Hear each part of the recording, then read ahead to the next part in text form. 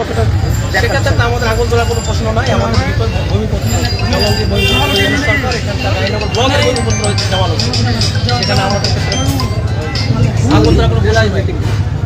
দুর্নীতি তো সবসময় দেখা যাচ্ছে, এই নিয়ে আপনাদের কি আশা রাখছেন? এই দুর্নীতিতে আমরা সর্বতভাবে আন্দোলন করি, শুধু আমরা ভূমিপত্রের সময় তা তো নয়। আমরা সারা 5 বছরে যে তৃণমূলের যে দুর্নীতি সর্বত্র বিদ্যমান তা নিয়ে আমরা আলাপ আলোচনা করি, আন্দোলন করি, সংগ্রাম করি।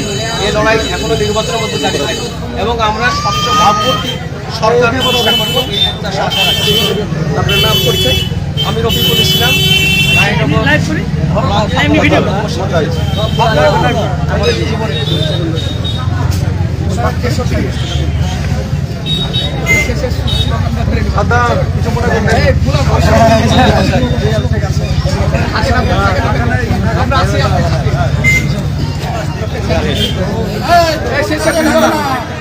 ভূমিপুত্রকে পেয়ে কেমন লাগছে আপনাদের?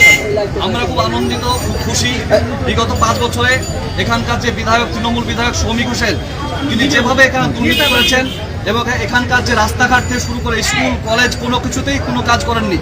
তাই আমরা আশাবাদী, আমাদের যে প্রার্থী পেয়েছি কমরেড জামাল হোসেন, তিনি আমাদের ঘরের ছেলে, আমাদের গ্রামের ছেলে, তিনি আমাদের রায়নগরের মাটিকে ছোটবেলা থেকে দেখে আসছেন। তাই আমরা তার জেতার ব্যাপারে 100% প্রত্যাশী। কতটা আশাবাদী আপনার এই প্রার্থী?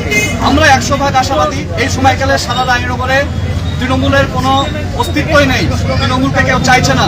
তৃণমূলকে আমরা অনেক ব্যাক ফুটে ফেলে দিয়েছি। আমরা তৃণমূলকে কোথাও খুঁজে পাবেন না, ওরা অন্তদ্বন্দ্বে জর্জরিত হয়ে আছে। তাই আমরা এই সময়কালে কমরেড জামাল হোসেন, তিনি একজন জনপ্রিয় নেতৃত্ব, তার নেতৃত্বে আমরা সকলে ভরসা করতে পারি। আর তাই সকল যারা রায়নগরের বাসী আছে, রায়নগরের বাসিন্দা আছে, তারা মনোপ্রাণে চাইছে যে কমরেড জামাল হোসেন আমরা যুব আমাদের এই যে রাজ্যের যে বঞ্চনা হচ্ছে এই বঞ্চনার প্রতিবাদে আগামী